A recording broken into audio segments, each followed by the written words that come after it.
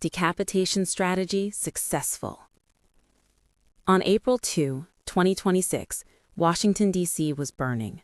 Supreme Leader Donald J. Trump stared at the monitors in the underground shelter of the White House.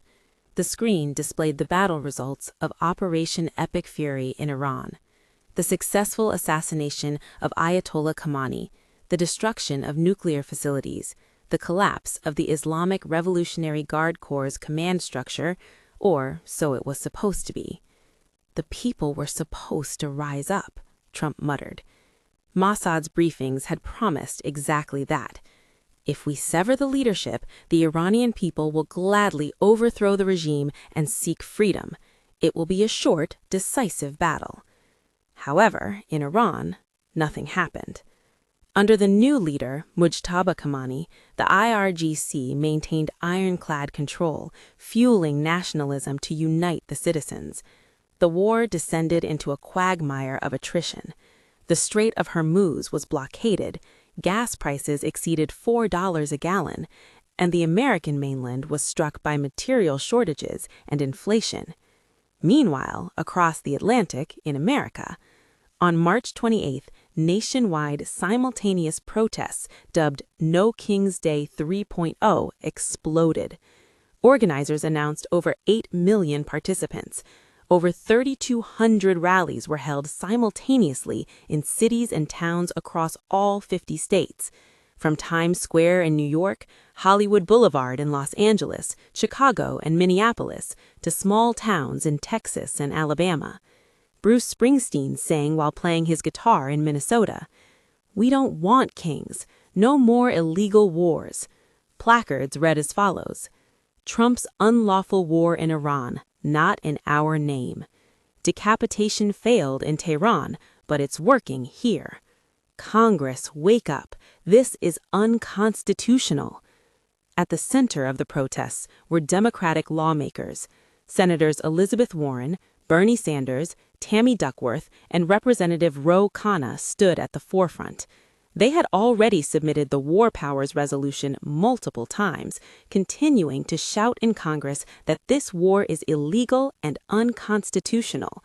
They were continually voted down by the Republican majority, but the fervor of the protests pushed the lawmakers forward. On April 1, the situation changed rapidly. The War Powers Resolution was finally passed in the House of Representatives. Several moderate Republicans defected, allowing it to pass by a narrow margin. In the Senate as well, the wind was beginning to shift due to public pressure and backlash from farmers and trucker drivers over skyrocketing gas prices. Then, the night of April 2, the largest crowd in history gathered at the National Mall in Washington, D.C., an estimated 2 million. They peacefully, yet resolutely, surrounded the Capitol. The police and National Guard, though shaken, refrained from firing. This was because many of the protesters were former military personnel, teachers, housewives, and students, ordinary Americans. A young woman's voice echoed through a microphone from the crowd. "They said if we killed the leadership in Iran, the people would rise up. Don't make me laugh. The uprising is happening right here in America. We are rising up against the recklessness of the Trump administration." The people chanted in unison, "No kings, no illegal war, restore the Constitution." At the White House, Trump's face had turned pale.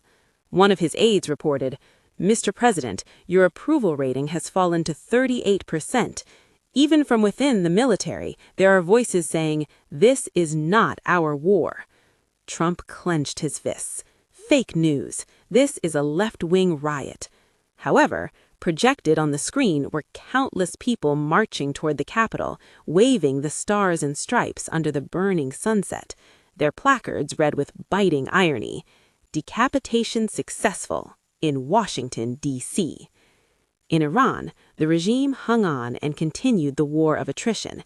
In America, conversely, the people's uprising was becoming a reality. The strategy meant to defeat an external enemy had become a touchstone testing their own country's democracy. In the early hours of April 3, Congress was urgently convened. the possibility of the War Powers Resolution passing the Senate suddenly emerged. Trump finally began preparing a speech to the nation, not to make America great again, but to end this war. History is ironic.